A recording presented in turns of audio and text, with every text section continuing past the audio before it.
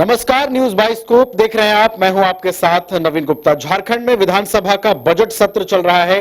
इसी बीच बीजेपी के प्रदेश अध्यक्ष और नेता विपक्ष बाबूलाल मरांडी ने एक बार फिर से सरकार पर पोस्ट वार किया है।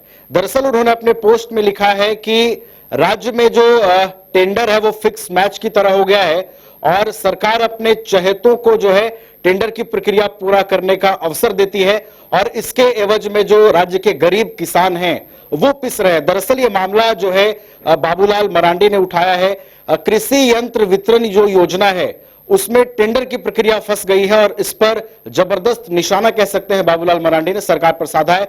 और अधिक इस पर जानकारी लेंगे, हमारे साथ हमारे सहयोगी कुंदन भी जुड़े हुए हैं, उनसे अधिक बातचीत करेंगे। कुंदन, देखिए, एक पोस्ट वार हम इसे कह सकते हैं बाबूलाल मरांडी का सत्र चल रहा है। इसी बीच सरकार पर एक बड़ा हमला उन्होंने बोला है। निश्चित तौर पे नवीन, देखिए, ये पोस्ट जो है बाबूलाल मरांडी का आया है और उन्होंने सीधे तौर पे कृषि विभाग को लेकर यह पोस्ट किया है। चूंकि 2 वित्तीय वर्ष के बारे में ये साझा कर रहे हैं, उन्होंने लिखा है कि किसानों की आय बढ़ाने के लिए जो कृषि यंत्र वितरण योजना जो है वो टेंडर की प्रक्रिया में फंस गई है। मतलब 2 वर्ष 2023-24 और 24-25 ये जो 2 वित्तीय वर्ष है उसमें टेंडर की स्वीकृति नहीं हुई है।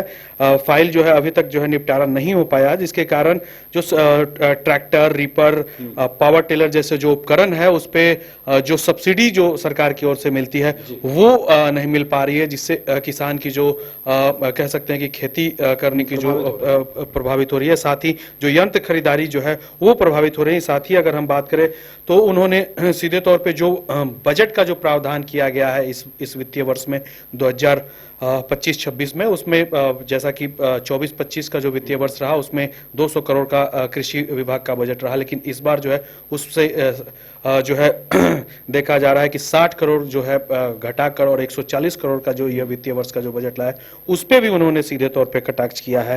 हालांकि सीधे तौर पे किसान की आय से उन्होंने जोड़ा है, लेकिन अब देखना होगा नवीन कि आखिर जो ये बजट का प्रारूप है या फिर जो कह सकते हैं कि जो जिस टेंडर को लेकर जो जिक्र किया जा रहा है उसमें सरकार की नींद खुलती है या नहीं। लेकिन फिलहाल जो है ये ठंडे बस्ते में ये फाइल जो है सरकार डाल दी है। इसी का नतीजा जो है कि अब तक जो है सब्सिडी किसानों तक नहीं। कुंदन, आपने एक महत्वपूर्ण बात कही कि देखना होगा नींद खुलती है या नहीं। देखिए कुंदन, बजट सत्र अभी आने वाले दिनों में भी चलेगा, तो क्या लगता है बाबूलाल मरांडी अब नेता विपक्ष भी बने हैं, ये मुद्दा प्रमुखता से सदन के पटल पे आएगा, क्या लगता है?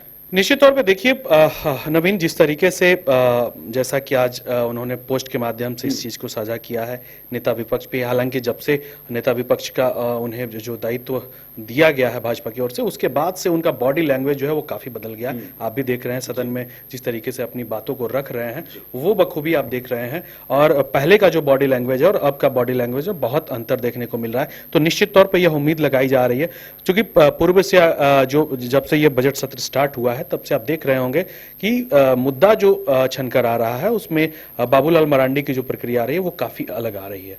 तो अब जो इस बजट सत्र में जो यह अनुमान लगाए जा रहे हैं कि अगले कुछ दिनों में, खैर होली के बाद के जो सत्र जो चलेगा उसमें जो है बहुत तरीके के मामलात जो हैं आने वाले हैं निकल कर, खासकर जनहित से संबंधित, जनमानस से संबंधित जो मुद्दे हैं, कृषि क्षेत्र से जुड़े हुए मुद्दे हैं, महिलाओं से जुड़े हुए मुद्दे हैं, या फिर कह सकते हैं कि जो लॉ एंड ऑर्डर से जुड़े हुए जो मुद्दे हैं वो बेसिकली देखने को आपको मिल सकता है। चलिए, तो आने वाले दिनों में सदन के अंदर विपक्ष को कई और मुद्दे मिले हैं जो सदन के पटल पर रखा जा सकता है।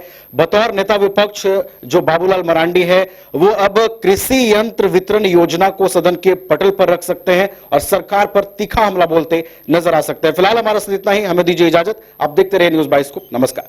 विश्व स्तरीय मेडिकल सुविधाओं से युक्त रांची का देवनिका हॉस्पिटल, जहां है neonatal ICU, burn intensive care unit, modular operation theatre, 24/7 emergency trauma service, multi disciplinary ICUs, emergency care, MRI, CT scan, advance cath lab, fully automated path lab, echo, ultrasound, ultra modular patient beds और pharmacy.